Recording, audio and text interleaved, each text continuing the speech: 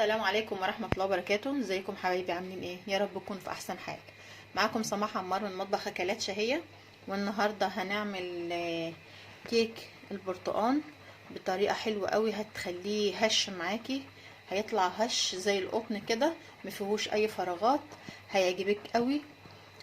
خليكي معايا عشان تشوفي التركاية اللي هتخليهولك هش والمكون اللي هيخليهولك زي القطن كده بالظبط، ومن غير ما يبقى فيه فراغات. خليكي معايا للاخر. معانا حبايتين من البيض،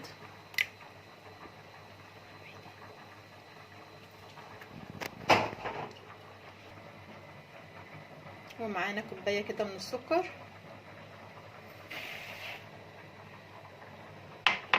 هنبتدي نضربهم كده مضرب.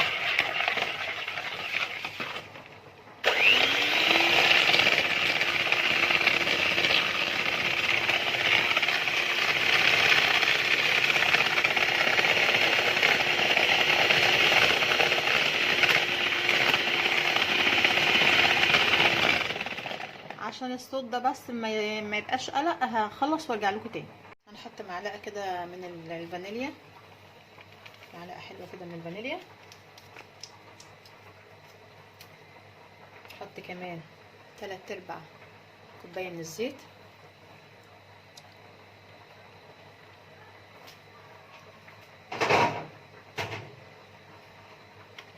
نضرب بقى.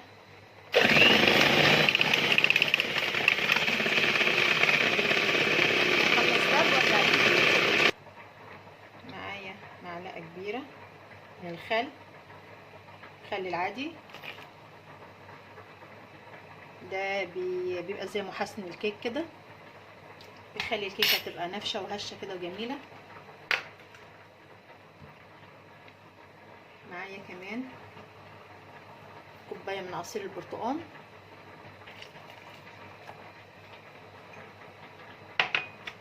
هنضرب بقى تاني، هخلص ضرب وارجع لكم تاني. ورجعت لكم تاني حبايبي بعد ما ضربت المواد السائله بتاعتنا. معانا هنا 2.5 كوباية من الدقيق، هنحط عليهم نص باكت البيكنج باودر كده.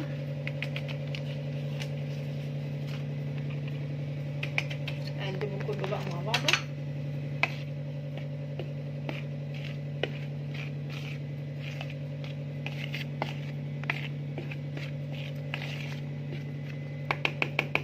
هبتدي بقى افضي على هنا، هبتدي افضي من الدقيق شويه بشويه كده، واقلب بالمضرب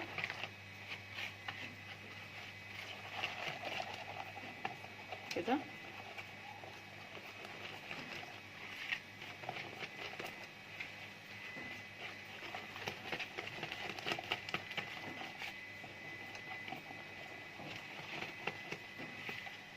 لازم تتاكدي ان كل الدقيق اختلط بالخليط السائل اللي انت عاملاه.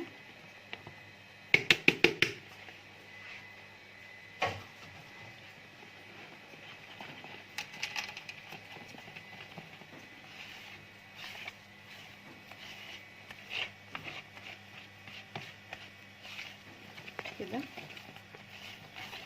جبتيني وانا واقفه ازاي. نيجي بقى للمكون اللي انا قلت لكم عليه، اللي هيخلي لنا الكيكه هشه زي القطن، وفي نفس الوقت ما يبقاش فيها فراغات من جوه، وهو نص كوبايه من النشا.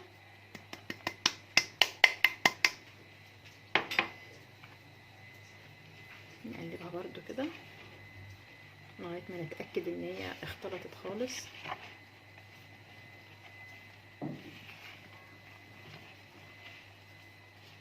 كده.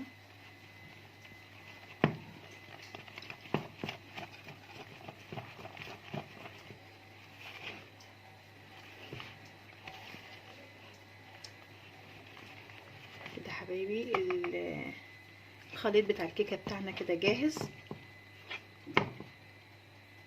ان احنا بقى نصبه.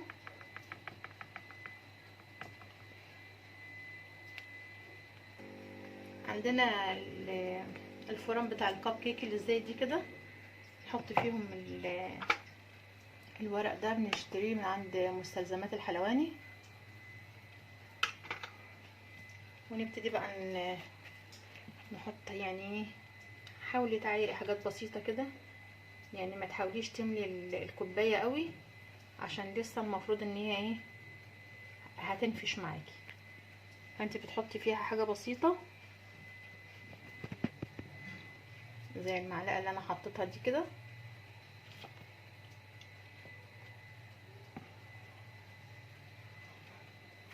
كده بس. كمان واحدة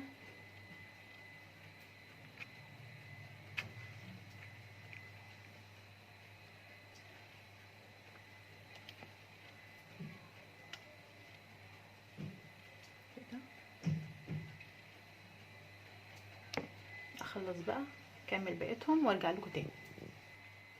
كده خلصت اهو يا حبايبي، مليت كل الكوبات.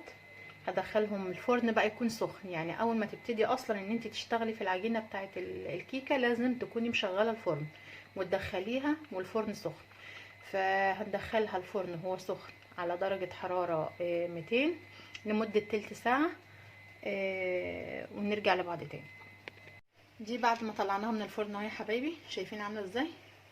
ما شاء الله جميله، ما شاء الله ما شاء الله. يعني ربنا يحسن ما بين ايديكم ان شاء الله وتطلعوها احسن من كده كمان. هنبتدي بقى بخله من بتاع الشيش طاووق كده، نبتدي نخرمها كده اكتر من خرم يعني كده، نفتحها كده، عمل لها فتحات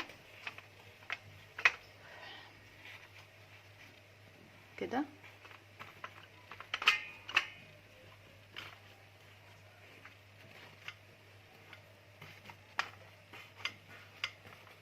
كده.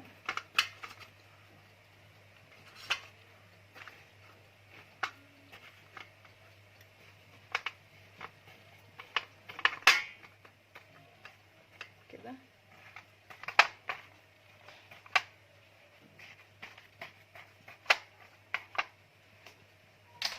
معايا هنا بقى صوص انا عملته بعصير البرتقال، زي ما بتعملي الشربات بالظبط، بس بدل ما تحطي ميه بتحطي عصير برتقال. فانا عملت الصوص. هنبتدي نحط كده صوص عليها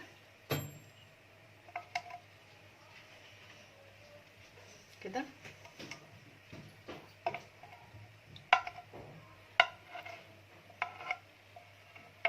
كده.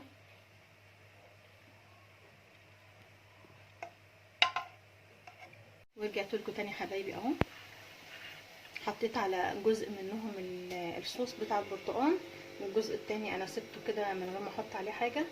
الباقي بقى من العجينه بتاعه الكيك نفسها، شوفوا عملتها ازاي. عملتها كده زي ما انتم شايفين، حطت في قالب مدور عادي، صينيه عاديه. اللي انتوا شايفينه ده شرايح برتقال، انا قطعتها شرايح رفيعه خالص وسويتها، مش سويتها يعني سبتها تغلي 10 دقايق في الصوص بتاع البرتقال وهو بيغلي قبل ما يستوي. يعني اول ما ابتدى يغلي كده قطعت الشرايح دي وحطيتها في قلبه تستوي، وبعد كده فرشت الصينيه ورق زبده، ورصيت الحلقات بتاعه البرتقال، وبعد كده صبيت عليها العجينه بتاعه الكيك اللي باقيه. نشوف بقى انا هعملها هي كمان، هحط عليها كده، احط عليها صوص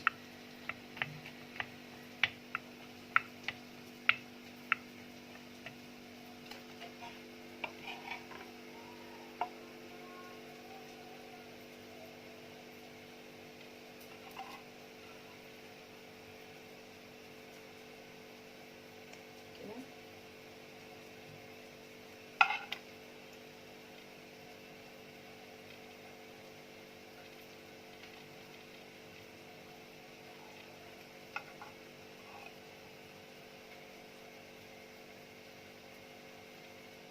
هو تقل قوي مني، يعني ابقوا سيبوه يبقى خفيف شويه، يعني يبقوا اعملوه خفيف شويه عن كده.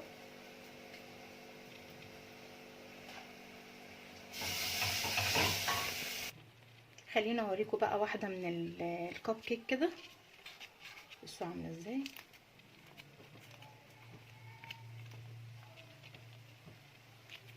بصوا الكيكه شايفين الطراوه بتاعتها عامله ازاي؟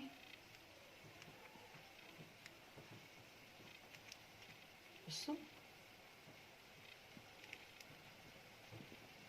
والله لو عملتوها تعجبكم جدا، وبعدين ريحتها تحفه وطعمها اجمل كمان، يعني ما شاء الله. يعني الف هنا وشفا يا رب على قلب اللي هياكل. ان شاء الله ان شاء الله تعجبكم وتعملوها وتطلع احسن من كده كمان. كانت معاكم سماحه عمار من مطبخ اكلات شهيه.